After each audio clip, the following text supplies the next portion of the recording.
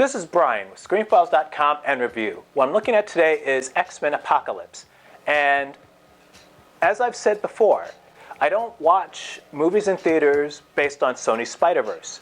I don't watch movies in theaters based on the DCEU. And I don't watch movies in theaters based upon Fox's X-Men franchise, which, being that there is no longer Fox's X-Men, is something I can scratch off my list. And also I should mention that I don't entirely separate the person from the product. I won't watch Roman Polanski films very often. Why is that? Because the guy is a rapist. And I think that by watching his movies, I'm de facto supporting him. So no, I will not watch a Roman Polanski movie. I won't pay to do it in any case, and I tend not to even watch them when they're free. I won't pay to see a Bryan Singer movie because Bryan Singer is a creepy dude. I don't know him, I've never met him. But just based upon easily available information, he's a repulsive person, and I won't pay to support him. And that's what you're doing if you pay to see his movies or Roman Polanski's movies. You're paying to support these creepy, repulsive, nasty people. I won't do that. So in any case, I saw X-MenApocalypse streaming. And what surprised me is that it actually reminded me of another movie, Avengers: Age of Ultron.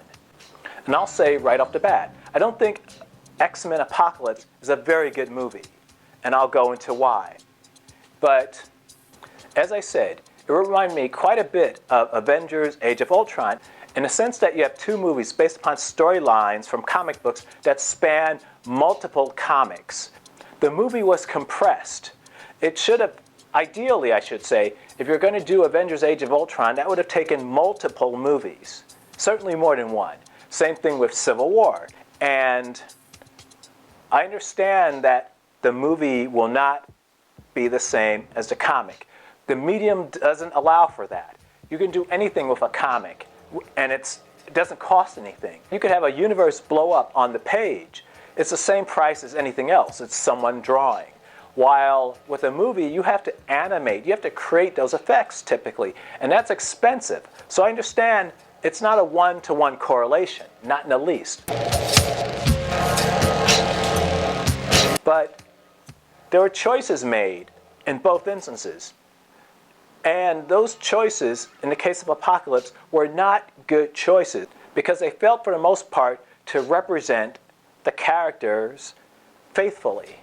In terms of Age of Apocalypse, I was a huge X-Men fan, by the way, so I read all of that. And I know it verbatim. And I understand they had to take shortcuts. They couldn't present all that data in one movie. There is literally no way it's possible. So they kind of shorthanded it. But a lot of the compromises they made weren't very good ones. For instance, there was a scene in X-MenApocalypse where Apocalypse is essentially forming the clothing of Angel, now known as Archangel. Well, I should say in the comics, he's known as Archangel. I don't recall him being called anything in the movie beyond Angel. In any case, why are they doing that? Seriously? Apocalypse, the most powerfulest mutant ever in the history of man, is now a tailor? It was a small thing. It didn't last, I think, no more than a few minutes. But it illustrated the lack of understanding in these features. Why would you have Apocalypse do that? Never mind the fact that he looked like a Power Rangers character. I think he should have been CGI, like Thanos, like the Hulk.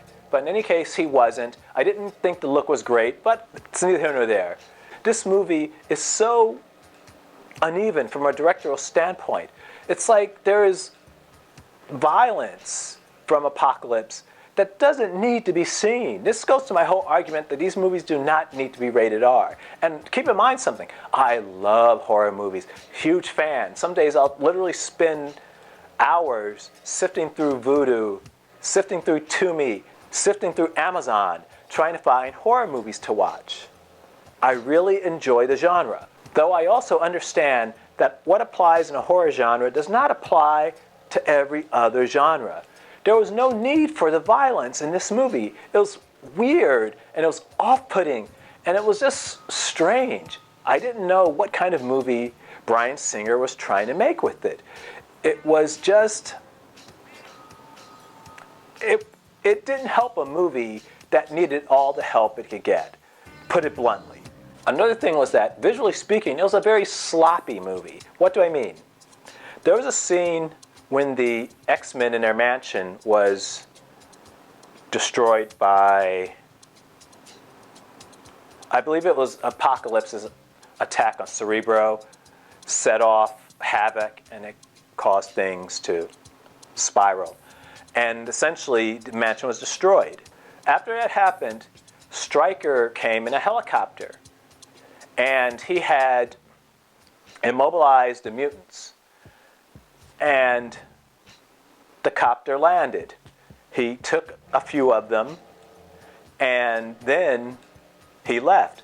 But they looked to the skies, and there were contrails from where the nuclear missiles had been sent into space. Now, the thing is, there were no contrails when Stryker's copter landed. It was an odd inconsistency, but an inconsistency that should have been caught by someone. Put a few contrails in the sky, but there were none. It was sloppy. It was established that Nightcrawler couldn't teleport into things that he couldn't see or was familiar with prior. And that makes sense. I mean, if, for example, let's say Nightcrawler hadn't been in this room, and he were to transport into this room, who knows what is actually occupying the space he were to transport into? It could be, I don't know, a bed. He would become part of the bed, literally. It doesn't make sense. And as I said, the movie establishes that he cannot do that. And yet, the next second, the movie ignores what it just said and has him doing that. He transports into a helicopter. Now, the thing is, he had never been in that helicopter before. Therefore, how does he know where to transport? It happens again and again and again. And it's just sloppy. Sloppy storytelling, sloppy directing. And it's just, why? People tended to get so into the special effect revolving around the character that they forgot to question why this character was.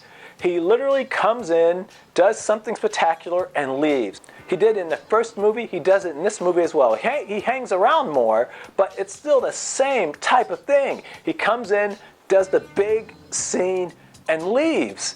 And speaking of Quicksilver, the house scene, it honestly makes no sense. Quicksilver, who's like a god in this movie, literally his powers are godly.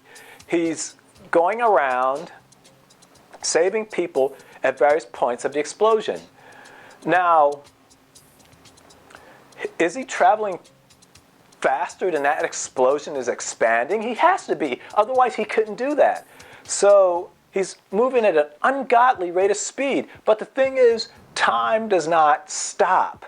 This explosion is still happening as he's doing it. And the idea that he's able to move as fast as he does and that he somehow can be beaten is just ludicrous. This is one reason why I was always not fond of this character. In the, X-Men Days of Future Past, also not the greatest movie, despite what people say about it. He had a very interesting visual effect. It was the coolest thing, and it certainly looked much better than anything that Quicksilver did in Avengers Age of Ultron. The problem with that is the version of Quicksilver in Avengers Age of Ultron was actually interesting, was actually a character who didn't appear to save the day and vanished. He was present and he was interesting. This version of Quicksilver is just special effects. And to elaborate a little further, he's in the fight with Apocalypse, and he's just knocking him about. And some I guess Apocalypse has the power to move his eyes fast. I don't know what that was. It's not only something that wasn't present ever in Apocalypse, the character from the comics, but how does it make sense? How is he able to do that? And if he's able to do that, I mean, was he adapting to his power? Was Apocalypse's ability to mimic other mutants? It's just confusing what this character can do. He has a very undefined power set. That's actually a tendency shared with the comic character. You get a glimpse, well, to a lesser extent, if only because you can see what Apocalypse can do, though in the comics, you wonder why he's as powerful as he is. Because based upon his power set, he can create organic weapons. He's really strong. He shouldn't be as imposing as he is. It's kind of odd. But in the movie, he just does things to do them. It doesn't make any sense as a character. Let's say, hypothetically speaking, he can see Quicksilver. He's moving so quick around him and punching him that I guess he's just a blur into, not even a blur maybe, until he makes contact and punches. The thing is, you can see him doing that, so what? You're still not as fast as Quicksilver. You cannot, whether you can shape the ground into whatever, that's not going to make a difference. There are ways that that could have been handled that would have made more sense. The movie also flirts with body horror. So you have instances of unnecessary violence. Now you have body horror. And they go into the transformation of Angel into Archangel. I mentioned earlier that this movie is based upon a series of comics. It's not just one. There's actually quite a few that made up the Apocalypse story. And it's, once again, unnecessarily violent. The process was, in the comics anyway, something you didn't quite see, and why we needed to see the gore of it was a little odd to me, and it was off-putting, and I didn't quite understand that. But even with that, it was pointless. Why was it pointless? Because he wasn't any tougher with the changes. It was a change made to be faithful to the comics, but when all is said and done, it was pointless because it didn't make a difference. He wasn't significantly anything beyond the character prior to the change. So it was fan service, but badly done fan service. This movie is a mess. It doesn't make any sense. People do things because movie, and its characters are just not very well thought out. But this is not unusual for a Simon Kinberg written screenplay. It's also not unusual for a Bryan Singer directed movie. So it doesn't shock me, but let's just say it makes me glad that the X-Men are away from Fox, because Bryan Singer will have nothing more to do with them, and Simon Kinberg will have nothing more to do with them. This is Brian with ScreenFiles.com and Review. Peace.